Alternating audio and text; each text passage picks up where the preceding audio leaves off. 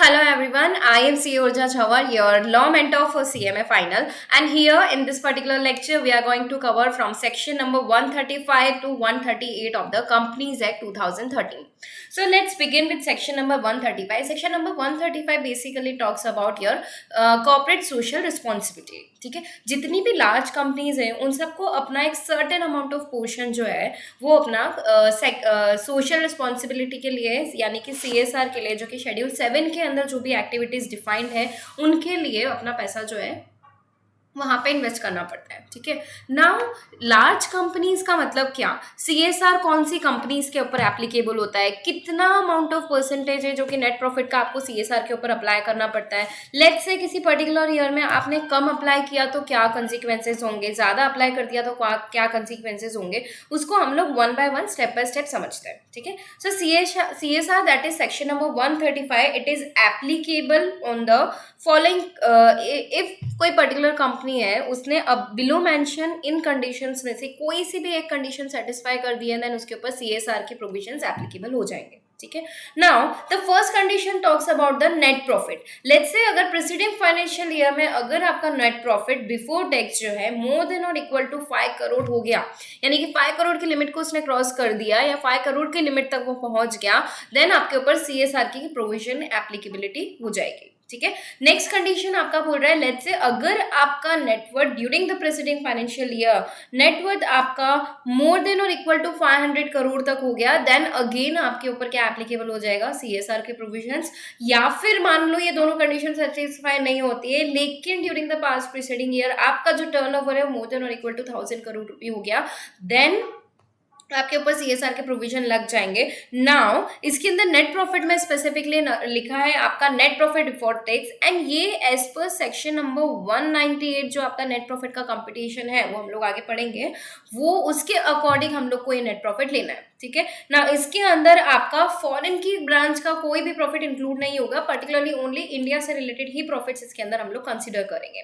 Now net worth जो बोल रहा है वो 500 करोड़। सो नेटवर्थ क्या होता है, we all know all the assets minus all the liabilities, या फिर जो भी नेट ऑफ होके आपका बचता है दैट इज योर नेटवर्थ। ठीक है, सो आपका जो भी पेड अप शेयर कैपिटल है, रिजर्व्स है, उसमें से आप लोग क्या करो, जो भी आपके अनरियलाइज मतलब जो आपका एक्यूमुलेटेड डेप्रिसिएशन है, जो कि राइट ऑफ नहीं हुआ है या फिर एक्यूमुलेटेड लॉसेज है, उनको सेट ऑफ कर दो। ठीक है, नाउ रिजर्व्स के अंदर आपका फ्री रिजर्व, P&L, आपका सिक्योरिटी प्रीमियम रिजर्व सब आ जाता है, लेकिन ऐसे रिजर्व्स नहीं आते जिसको आप रियलाइज नहीं कर सकते हैं, that is your revaluation reserve. ठीक है, नाउ अब आपने ये तो समझ लिया कि किस कंपनी के ऊपर CSR के प्रोविजंस एप्लीकेबल है।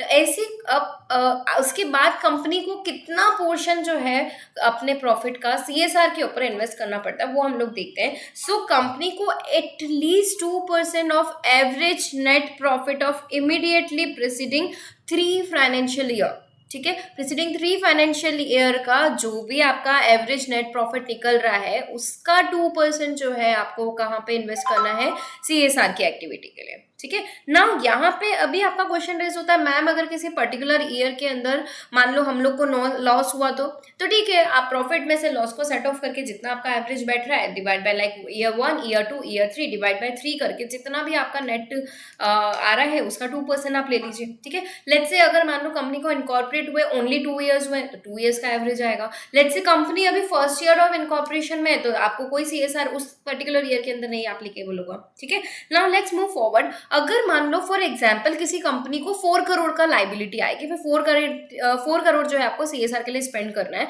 ना उस पर्टिकुलर ईयर के अंदर ना, ये जो लिमिट मैंने आपको बताया 2% वाला, this limit is applicable every year, this limit is applicable every year. ठीक है, नाउ लेट्स से अगर कोई पर्टिकुलर कंपनी है, ठीक है, जिसने उसको मान लो 4 करोड़ का एक पर्टिकुलर ईयर में लाइबिलिटी आया CSR के लिए, उसने उस ईयर के अंदर कितना इन्वेस्टमेंट कर दिया, 6 करोड़ का। Let's I am just taking an example, 6 crore का CSR में इन्वेस्ट कर दिया, तो ये जो रिमेनिंग 2 करोड़ का उन्होंने एक्सेस स्पेंड किया है, अब वो नेक्स्ट सब्सिडिंग जो है आपके 3 फाइनेंशियल ईयर तक, इमीडिएटली नेक्स्ट सब्सिडिंग 3 फाइनेंशियल ईयर तक आप उसका क्या ले सकते हो, सेट ऑफ ले सकते हो।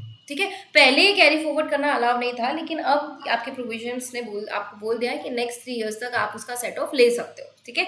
नाउ लेट्स से अगर शॉर्ट कमिंग हो गया तो क्या, शॉर्ट स्पेंडिंग हो गया तो क्या, मतलब कि फॉर एग्जांपल 4 करोड़ का लाइबिलिटी है, आपने सिर्फ 1 करोड़ ही स्पेंड किया, ठीक है, 3 करोड़ आपका अभी भी बाकी है। सो बेसिकली जितना आपका पैसा बाकी है उतना 6 मंथ्स के अंदर अंदर आपको एक सेपरेट फंड जो कि शेड्यूल 7 ने डिफाइन किया है उसके अंदर ट्रांसफर करना पड़ेगा, ठीक है। प्लस बोर्ड ऑफ डायरेक्टर को रीजंस बताने पड़ेंगे, व्हाट वाज द रीजन आप क्यों नहीं स्पेंड कर पाए, ठीक है, जितना आपका रिक्वायरमेंट था उससे कम।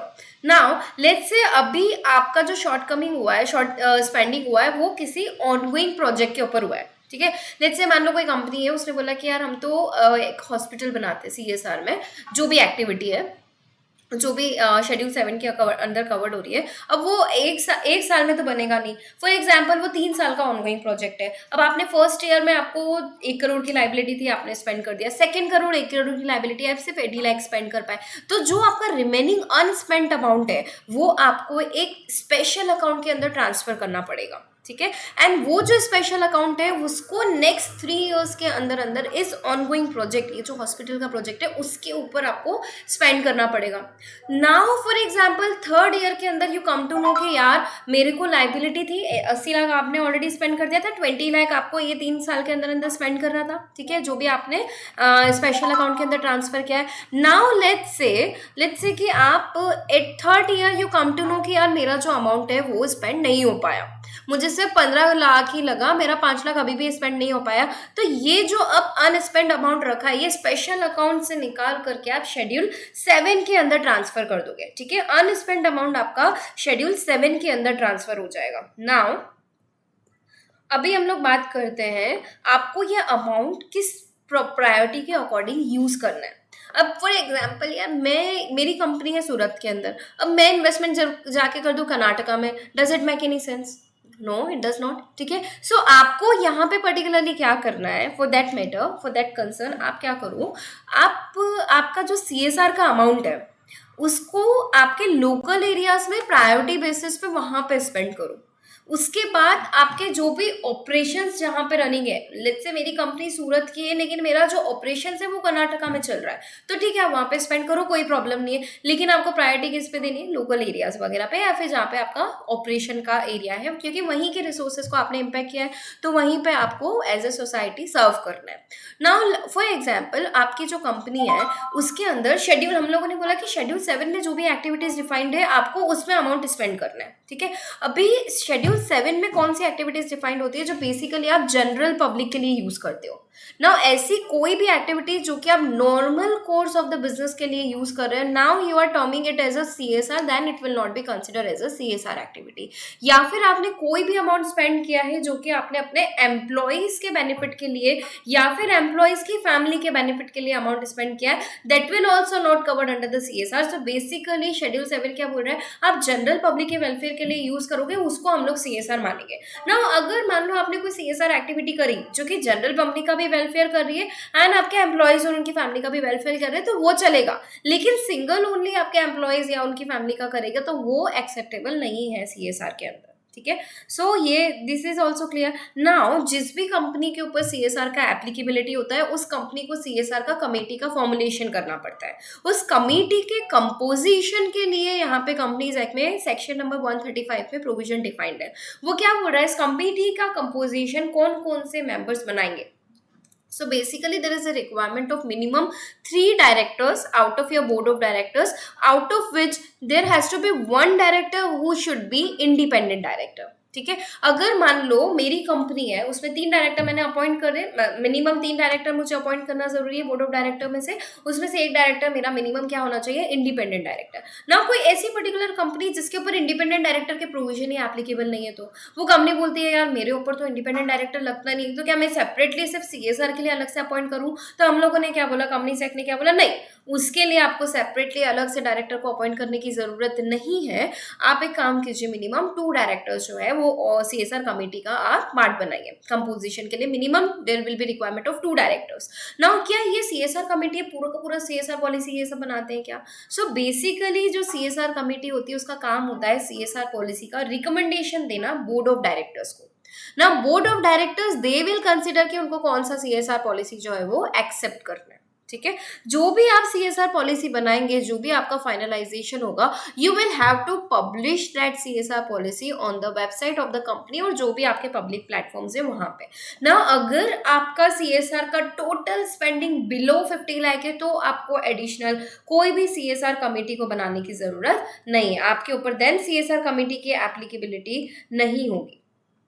क्लियर है नाउ। अगर आपको इससे रिलेटेड कोई भी डाउट है तो आप लोग मुझे सेपरेटली व्हाट्सएप पे मैसेज कर सकते हो, या फिर हम लोग जब लाइव क्लासेस लेंगे तब भी आप मेरे साथ कोऑर्डिनेट कर सकते हो। मोर देन एल्स आपके CSR के अंदर सिर्फ यही प्रोविजन था। इसके अलावा एडिशनली आपके बुक में क्या प्रोविजन डिफाइंड है, CSR की जितनी भी स्पेंडिंग्स होती है उसका आपको अकाउंटिंग पर्पज से कैसे मेजरमेंट करना है, रिकॉग्नाइजेशन कैसे करना है, प्रेजेंटेशन एंड डिस्क्लोजर कैसे करना है, वो सब आपके ICAI के अकॉर्डिंग गाइडलाइंस दी है, उसी के अकॉर्डिंग वो सारी चीजें चलती है, ठीक है।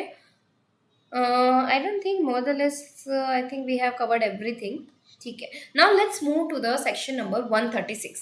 सेक्शन नंबर 136 आपका क्या बोलता है, talks about basically right of the member to copies of audited financial statements. So basically जितने भी मेंबर्स ऑफ कंपनी है, मेंबर्स का मतलब क्या, आपके कंपनी के जितने भी शेयर होल्डर्स हैं, आपके डिबेंचर होल्डर के बिहाफ पे जो भी ट्रस्टी अपॉइंट हुआ है, या फिर other than member, other than trustee, अगर कोई ऐसा पर्सन है which you think that he person is entitled to the financial statement, then वो सारे पर्सन को कंपनी को क्या देना पड़ेगा, जनरल मीटिंग होने के 21 डेज पहले नोटिस के साथ में फाइनेंशियल स्टेटमेंट पहुंचाने पड़ेंगे, ठीक है।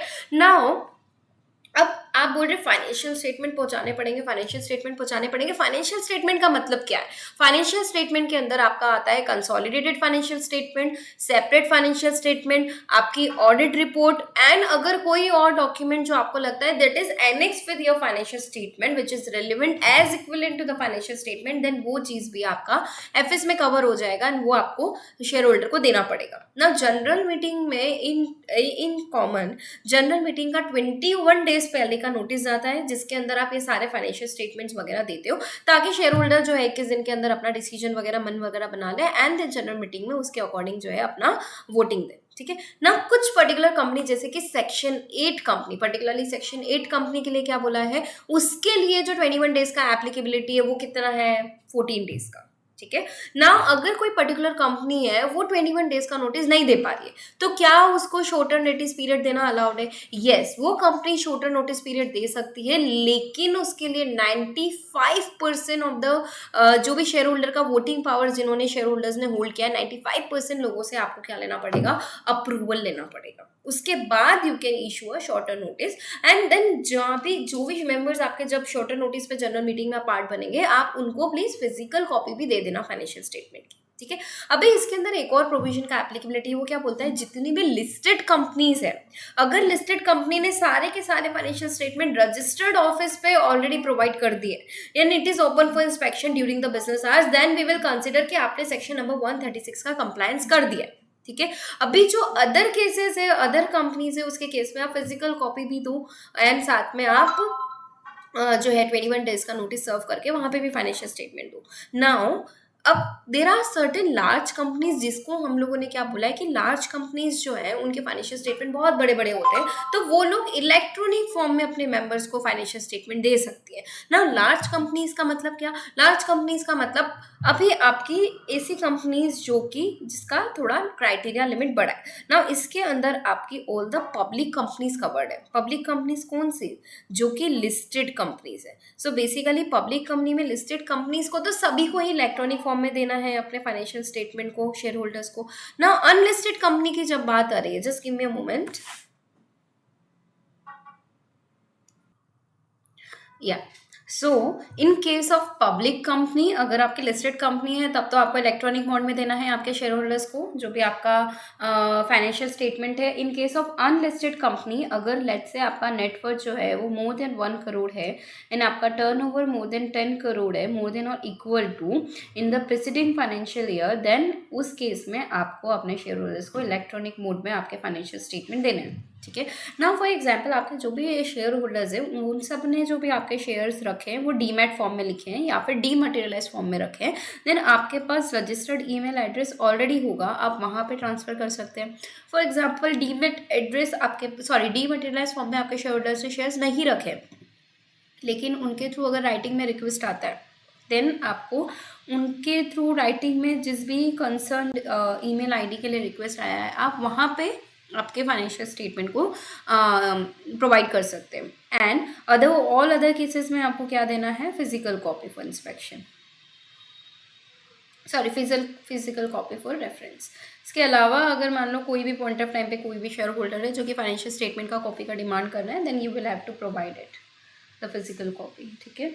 इसके अलावा आई थिंक हाँ, जो भी आपके फाइनेंशियल स्टेटमेंट है यू विल हैव टू, एक बार अप्रूव्ड हो गए, ऑडिटेड हो गए, उसके बाद में you will have to publish that financial statement on your website as well. More than less I think we have covered everything. 1 crore, 10 crore, yes, we have covered everything.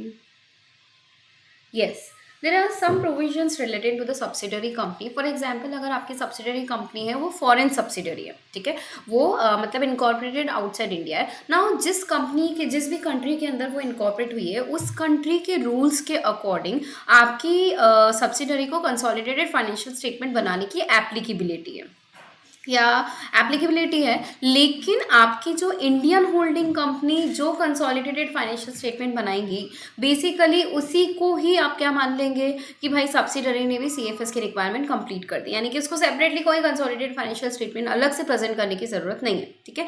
And companies जो भी Indian companies होती है irrespective उसका subsidiary India में हो foreign में, उसको अपनी सब्सिडरी के सेपरेट फाइनेंशियल स्टेटमेंट भी मेंशन करने होते हैं एंड कंसोलिडेटेड फाइनेंशियल स्टेटमेंट भी मेंशन करने होते हैं, ठीक है। अगर लेट्स से आपकी जो सब्सिडरी है उसके ऊपर ऑडिट का एप्लीकेबिलिटी नहीं है, देन आप उसके नीचे ब्रैकेट में क्या मेंशन करोगे, unaudited financial statement of that subsidiary.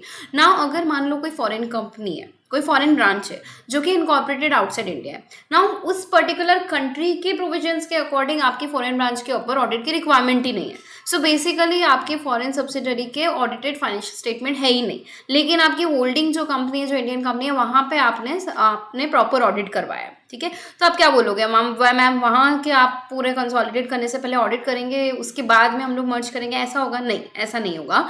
आप सिर्फ unaudited financial statement separately mention कर देंगे एंड उनको आप डिस्क्लोज कर देंगे या भी जो भी है सर्कुलेट करेंगे या वेबसाइट वगैरह पे पब्लिश करेंगे, ठीक है।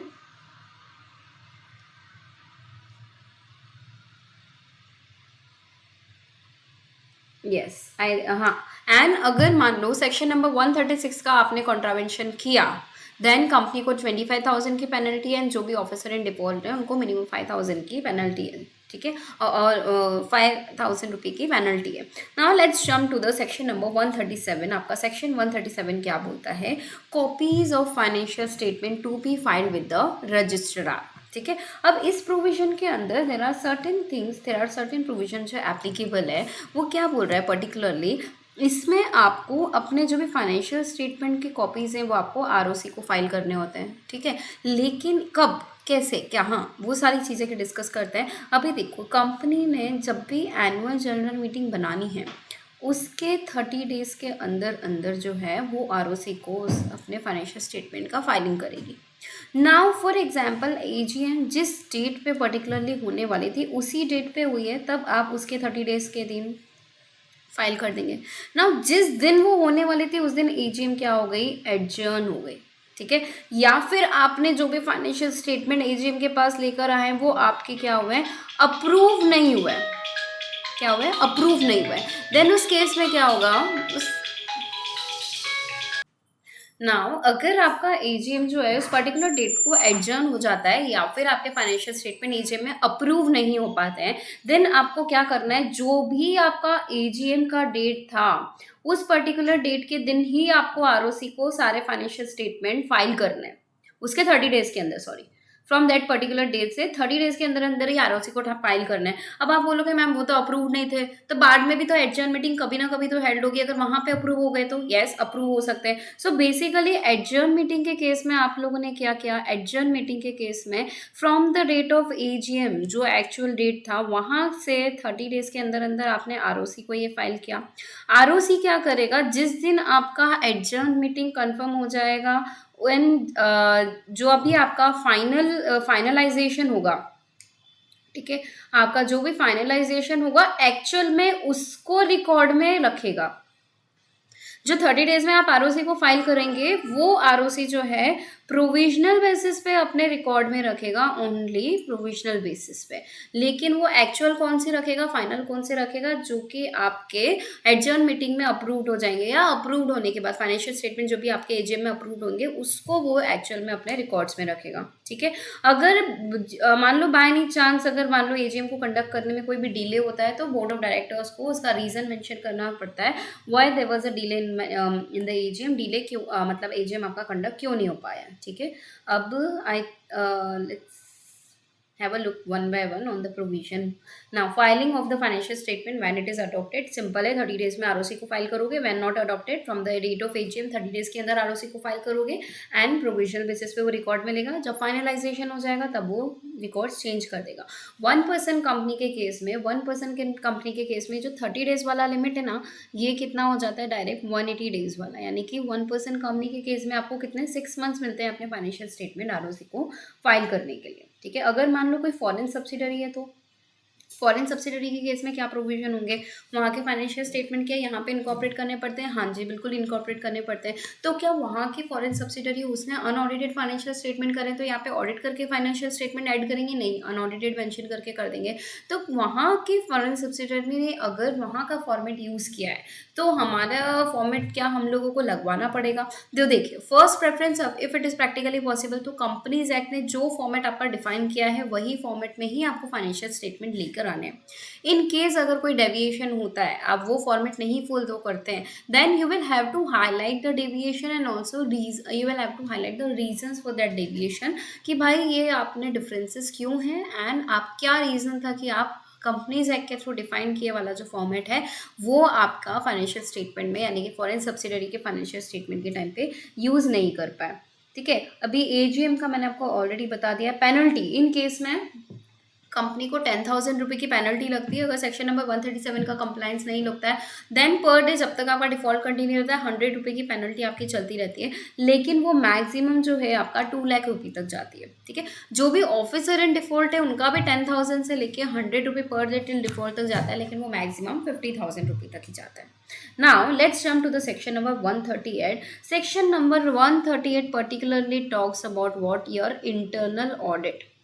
सो बेसिकली वो बोलेगा इंटरनल ऑडिट का applicability, who can be the internal auditor. ठीक है, सो एप्लीकेबिलिटी के केस में क्या है, किस किस के ऊपर आपका इंटरनल ऑडिट का प्रोविजन एप्लीकेबल होता है। अब इसके केस में पब्लिक कंपनी का केस अगर हम लोग देखते हैं, there are 2 types of company, आपका पब्लिक कंपनी एंड आपका प्राइवेट कंपनी। ठीक है, पब्लिक कंपनी के केस में अगर हम लोग 2 कैटेगराइज करें, सो जितनी भी आपका पब्लिक ले लो, वॉटेवर ले लो, अगर मान लो आपकी कंपनी लिस्टेड है तो लिस्टेड के केस में तो भाई आपको internal audit is compulsory.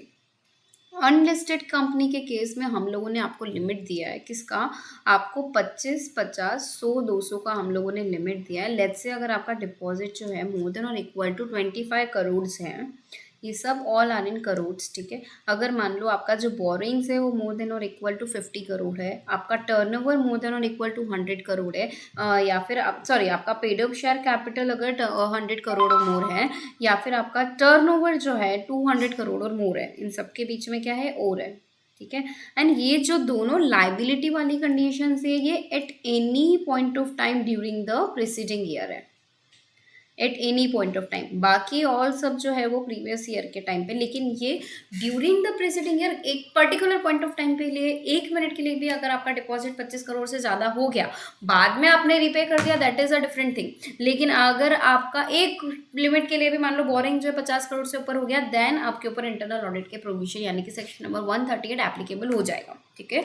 Now अगर प्राइवेट कंपनी की बात करें तो उसके ऊपर सिर्फ दो बड़ी लिमिट्स लगती है, that is your paid up share capital and आपका टर्नओवर, यानी कि मोर देन और इक्वल टू 100 करोड़ है, एंड अगर आपका टर्नओवर मोर देन और equal to 200 crore during the presiding financial year, then आपके ऊपर इंटरनल ऑडिट के प्रोविजंस एप्लीकेबल हो जाएंगे। ठीक है। सो एक बार और देख लेते हैं यहाँ पे अनलिस्टेड कंपनी, प्राइवेट कंपनी ना। हाँ, जो भी आपका इंटरनल ऑडिटर का अपॉइंटमेंट होता है बेसिकली वो ऑडिट कमेटी के रिकमेंडेशन पे होता है। ऑडिट कमेटी जिस भी मेंबर को रिकमेंड करती है, board of director on the basis of that recommendation he internal auditor को अपॉइंट करता है। Now the question arises who can be the internal auditor. So basically आपका स्टैच्यूटरी मतलब जो चार्टेड अकाउंटेंट है वो भी इंटरनल ऑडिटर हो सकता है, and cost accountant is also eligible to become the internal auditor. Company का जो इंटरनल ऑडिटर है वो कंपनी का खुद का एम्प्लॉय भी हो सकता है और आउटसाइड द कंपनी भी हो सकता है। दोनों ही केसेस में दोनों ही पॉसिबिलिटी आपकी यहाँ पे एप्लीकेबल है। नाउ जो भी यस ट्रांसलेशन प्रोविजन आप लोग खुद से दे सकते हैं। More the less we have covered every provision here. ठीक है, let's jump to the section number 139 which talks about appointment of auditor.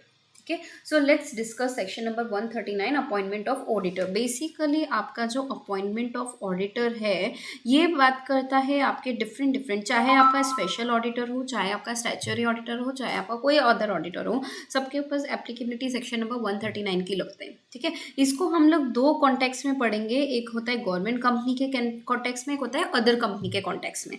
तो एक मैं यहाँ पे बना देती हूँ आपका अदर देन गवर्नमेंट कंपनी, एक हो गया यहाँ पे आपका गवर्नमेंट कंपनी। ठीक है, if you want you can note down the notes with posing your video side by side, आप लोग साथ में मेरे साथ में आप नोट डाउन कर सकते हो। नाउ अपॉइंटमेंट ऑफ ऑडिटर के केस में लेट्स से अगर मैं यहाँ पे फर्स्ट ऑडिटर को अपॉइंट कर रही हूँ, किसको ऑडिटर को अपॉइंट कर रही हूँ, फर्स्ट ऑडिटर के केस में। तो फर्स्ट ऑडिटर के केस में जो आपके बोर्ड ऑफ डायरेक्टर्स हैं from the date of incorporation within 30 days के अंदर वो फर्स्ट ऑडिटर को अपॉइंट करके लेकर आते हैं। मान लो अगर बोर्ड ऑफ डायरेक्टर बहुत ही ज़्यादा स्लो निकली और वो अनएलिजिबल हो गई, देन उसके केस में एक्स्ट्रा ऑर्डिनरी जनरल मीटिंग करके जो भी आपके शेयर होल्डर्स हैं वो 90 डेज के अंदर आपके फर्स्ट ऑडिटर को अपॉइंट करेंगे। ठीक है, अगर मान लो अदर देन मतलब ये किसके लिए, other than government company. Government company के केस में हम लोग को पता है ऑडिटर का पूरा काम कौन करता है, ऑडिटर से रिलेटेड पूरा काम आपका कौन करता है, वो करता है सीएनएजी। सो बेसिकली सीएनएजी को यहाँ पे हम 60 डेज, गवर्नमेंट का बंदा है ना तो थोड़ा ज़्यादा टाइम देते हैं, तो 60 डेज का टाइम पीरियड देंगे। ठीक है, और 60 डेज का टाइम पीरियड में वो ऑडिटर सीएनएजी ऑडिटर को अपॉइंट नहीं कर पाया तो हम लोग बोर्ड ऑफ डायरेक्टर को बोलेंगे या 30 दिन में आप ही अपॉइंट कर लो ना। अगर बोर्ड ऑफ डायरेक्टर भी नहीं अपॉइंट कर पाए तो हम लोग शेयर होल्डर को बोलेंगे देखो हमने ऑलरेडी 90 दिन दे दिए हैं, हम 60 दिन से ज़्यादा आपको नहीं दे सकते। सो यहाँ पे 60 चलता है, टोटल मिला के आपके 150 डेज होते हैं, यहाँ पे टोटल मिला के आपको 120 डेज मिलते हैं। ठीक है, फर्स्ट ऑडिटर के लिए। Now let's discuss about subsequent auditor. ये किसकी बात हो रही थी, फर्स्ट ऑडिटर। हाँ, इसके अलावा एक और केस है, फर्स्ट ऑडिटर आपका जो ऑफिस है वो कब तक होल्ड करता है, till the conclusion of next AGM. ठीक है, नेक्स्ट एजीएम के कंक्लूजन तक वो ऑफिस होल्ड करता है, उसके बाद वो ऑफिस छोड़ के चला जाता है। अभी जो हम लोग बात कर रहे हैं वो किसकी बात कर रहे हैं, सब्सिक्वेंट ऑडिटर की। किसकी बात कर रहे हैं, सब्सिक्वेंट ऑडिटर की। लेट्स से सब्सिक्वेंट ऑडिटर जो है वो कौन अपॉइंट करता है, सो सब्सिक्वेंट ऑडिटर आपका बोर्ड ऑफ डायरेक्टर्स ही अपॉइंट करते हैं। ठीक है, उन्हीं को ही मीटिंग के अंदर जो है अप्रूवल देने के बाद, जनरल मीटिंग के अंदर अप्रूवल लेने के बाद सब्सिक्वेंट ऑडिटर को अपॉइंट करना पड़ता है। जो भी ऑडिटर होता है उसका टेन्योर कितना होता है, ऑडिटर का टेन्योर होता है 5 years, मतलब कि till the conclusion of 6th of annual general meeting आपका जो ऑडिटर है वो क्या हो जाएगा, चेंज हो जाएगा। 6 एजीएम के अंदर आपका जो ऑडिटर है वो चेंज हो जाएगा। नाउ आपके यहाँ पे अगर मान लो ऑडिटर का अपॉइंटमेंट हो रहा है due to the reason of casual vacancy, मतलब कि आपका ऑडिटर जो है वो कैजुअल वैकेंसी यानी कि रैंडमली कोई भी अनसर्टेनिटी आई, लेट्स से 5 साल का टाइम पीरियड चल ही रहा था, बीच में ड्यू टू सम रीजन जो है ऑडिटर को कंपनी छोड़ना पड़ी या हमने ऑडिटर को निकाल दिया, whatever with the reason, then उसके अंदर casual vacancy board of director 30 days के अंदर फाइल करेंगे। लेकिन अगर ये कैजुअल वैकेंसी अराइज हुई है due to the resignation of auditor, due to the resignation of auditor, then उस केस में आपको शेयर होल्डर के मीटिंग के अंदर 3 मंथ्स का टाइम देंगे। शेयर होल्डर की 3 मंथ्स की मीटिंग के अंदर आपको क्या करना पड़ेगा, न्यू कैजुअल वैकेंसी वाले नए ऑडिटर को अपॉइंटमेंट देना पड़ेगा। द रीजन है यार ऑडिटर ने आपका रेजिग्नेशन दिया है, तो there could be possibility of an number of reason, कुछ गड़बड़ भी तो हो सकती है। सो उसका रीजन है कि हम लोग बोर्ड ऑफ डायरेक्टर को ओनली पावर नहीं देते हैं, हमने शेयर होल्डर को बोला 3 महीने का टाइम पीरियड आपको दे रहे हैं, 3 महीने के अंदर एसआर पास करके आप जो है कैजुअल वैकेंसी की ऑडिटर को फुलफिल कर दीजिए। ठीक है, now let's jump to the another section. एक काम करते हैं, इन सेक्शंस को, प्रोविजंस को हम लोग एक बार मॉड्यूल से गो थ्रू कर लेते हैं, उसके बाद we will jump to the next sections. Now appointment of auditor जो है, या फर्स्ट एनुअल जनरल मीटिंग देखिए, ईजीएम का पॉइंट आप यहाँ पे दे सकते हो। एक ऑडिट कमेटी वाला एक पॉइंट है, उसमें क्या बोला है, जो जनरली ऑडिटर अपॉइंट होता है वो बेसिकली आपकी ऑडिट कमेटी है, तो उसके रिकमेंडेशन के अकॉर्डिंग ही होगा। अगर मान लो 177 सेक्शन नंबर 177 का आपको एप्लीकेबिलिटी है, तो आपको ऑडिट कमेटी के रिकमेंडेशन से ही ऑडिटर को अपॉइंट करना है। लेट्स से अगर आपका ऑडिट कमेटी ने कुछ ना कुछ रिकमेंड किया, लेकिन बोर्ड ऑफ डायरेक्टर को वो डाइजेस्ट नहीं हुआ, तो बोर्ड ऑफ डायरेक्टर ने क्या बोला, प्लीज़ आपके डिसीजन को रिकंसिडर करो, we are not approving your decision. And अगर एसी ने अगर रिकंसिडर कर लिया तब तो वेल एंड गुड, लेकिन एसी बोलती कि नहीं, मेरे अकॉर्डिंग जो है वो तो वही डिसीजन है, वही कंटिन्यू रहेगा। देन बोर्ड ऑफ डायरेक्टर ने भी डिसाइड कर लिया नहीं, हम लोग आपका डिसीजन अप्रूव नहीं करेंगे, तो फाइनली क्या होगा, बोर्ड ऑफ डायरेक्टर जो है अपना डिसीजन, जो भी अपना आंसर है वो शेयर होल्डर्स को मीटिंग में सुना देगी, साथ में ऑडिट कमेटी का जो भी रिकमेंडेशन था वो भी बता देगी, एंड जो भी रीज़न थे कि वाई द रीज़न, क्यों वो चीज़ एक्सेप्ट नहीं कर रहे थे जो कि आपकी ऑडिट कमेटी ने बताई है, उसका भी रीज़न बता देगी किसको, शेयर होल्डर्स को मीटिंग के अंदर। ठीक है, नाउ हाँ, जब भी आपका ऑडिटर अपॉइंट होता है तो उस ऑडिटर को अपना सर्टिफिकेट देना पड़ता है, ड्यूरिंग द ऑडिट अपना सर्टिफिकेट देना पड़ता है। अब आप बोलोगे मैम सर्टिफिकेट किस चीज़ का, जब भी वो ऑडिटर अपॉइंट होगा तो हमें ये तो इंश्योर करना पड़ेगा ना भाई कि वो जो ऑडिटर है वो एलिजिबल है अपॉइंट होने के लिए। ठीक है, सो बेसिकली वो सर्टिफिकेट आपको क्या बताएगा, वो सर्टिफिकेट आपको ये बताएगा कि ये जो ऑडिटर है पर्टिकुलरली, ये ऑडिटर का कुछ भी डिस्क्वालिफिकेशन नहीं लगा है। ठीक है, एंड वो ऑडिटर कंप्लीटली एलिजिबल है to be appointed as auditor. If there any case of pending proceedings, जो भी लीगल प्रोसीडिंग्स या कुछ क्लेम्स अगर उसके अगेंस्ट में चल रहे हैं, तो उसका इन्फॉर्मेशन आपको सर्टिफिकेट के थ्रू मिल जाएगा। ठीक है, एंड एक सेकेंड, एक बार हम लोग यहीं से गो थ्रू कर लेते हैं वन बाय वन। सो यहाँ पे आपका क्या बोला है, हाँ, तो जब भी आपका ऑडिटर अपॉइंट होएगा तो फर्स्टली आप क्या बता दोगे, दैट आपका जो भी ऑडिटर है he is not disqualified to be appointed as a auditor. ठीक है, he is not disqualified. Next आप क्या बताएंगे कि the propose appointment is as per the terms of the act, plus propose appointment जो भी आपका विद इन द लिमिट्स है, जो भी अथॉरिटी ने आपको लिमिट्स दिया है उसी के अकॉर्डिंग हुआ है, एंड जो भी लिस्ट ऑफ प्रीसेडिंग्स है अगेंस्ट द ऑडिटर है, that is all disclose in the certificate. ठीक है, नाउ ये जो सर्टिफिकेट है ये क्या इंडिकेट करेगा कि भाई ऑडिटर ने सारे एलिजिबल क्राइटेरियाज को फुलफिल किया है, देयर इज नो डेविएशन, कुछ भी कोई प्रॉब्लम नहीं है उसके अपॉइंटमेंट के अंदर, एवरीथिंग इज कम्प्लीटली फाइन।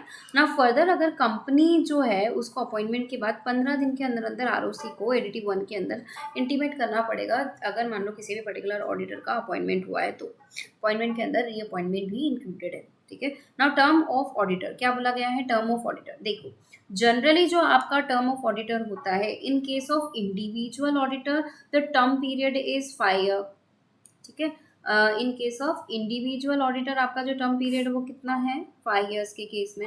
अगर आपका फर्म है तो आपका टाइम पीरियड जो हो जाएगा वो कितने टाइम पीरियड क्या हो जाएगा, 5 ईयर के 2 कंसेक्यूटिव ईयर्स, 2 कंसेक्यूटिव पीरियड। ठीक है, अब मान लो 5 ईयर्स का आपने टेन्योर सर्व किया, देन नेक्स्ट कंसेक्यूटिव 5 ईयर तक, कंटिन्यूस 5 ईयर्स तक आप उस फर्म के अंदर as a statutory auditor appoint नहीं हो सकते। However as a internal auditor you can be appointed.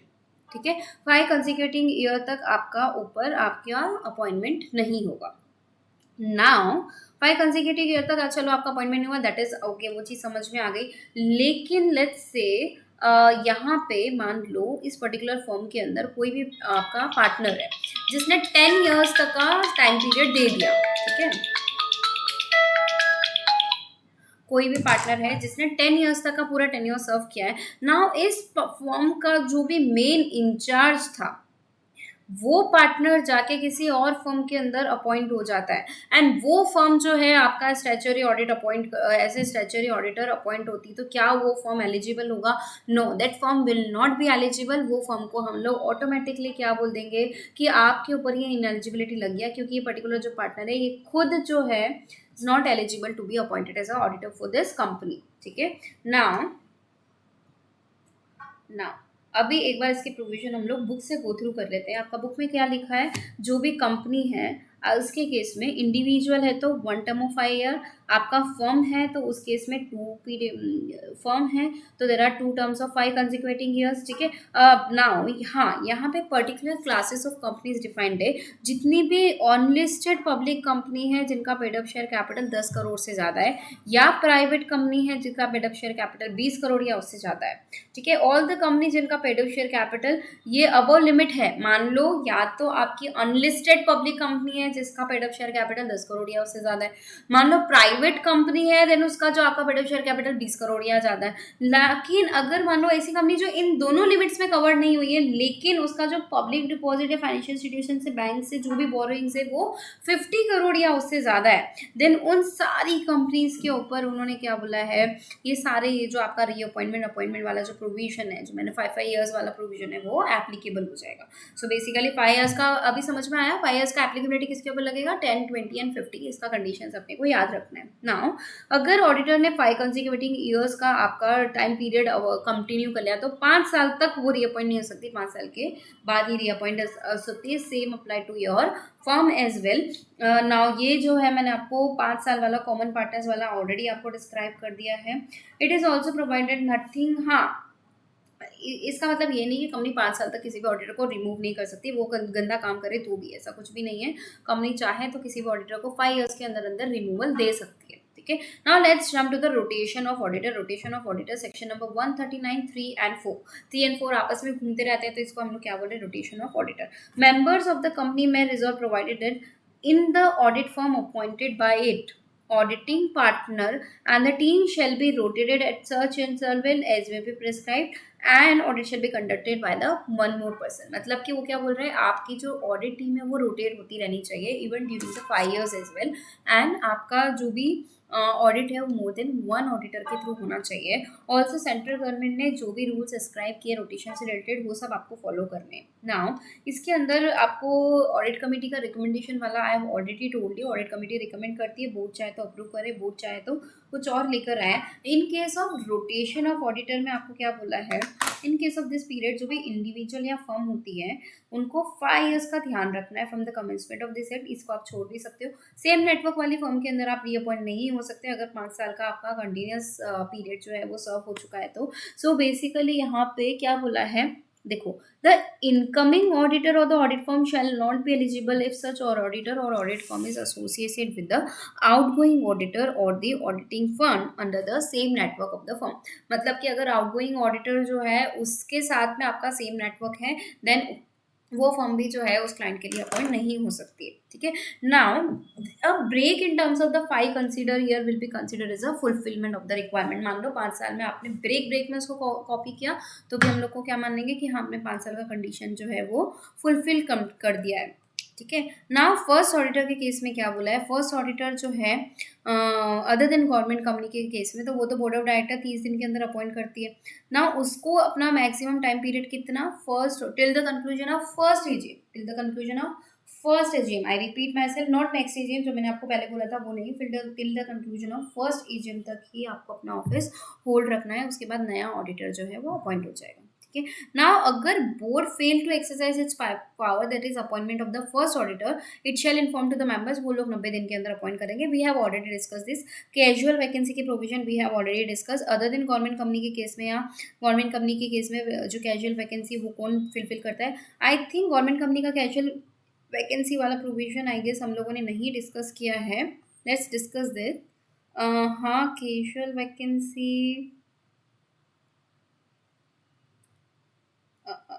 नहीं, एक सेकेंड, आई थिंक वो हमारा मिस हो गया ना। हाँ, कैजुअल वैकेंसी अगर कोई गवर्नमेंट कंपनी है उसके केस में हुआ है देन वो CNAG के थ्रू जो है विद इन 30 days जो है फुलफिल होता है।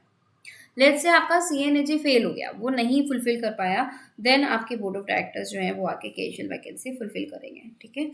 इसके अलावा notable think there is nothing left. Applicability with regard to 5।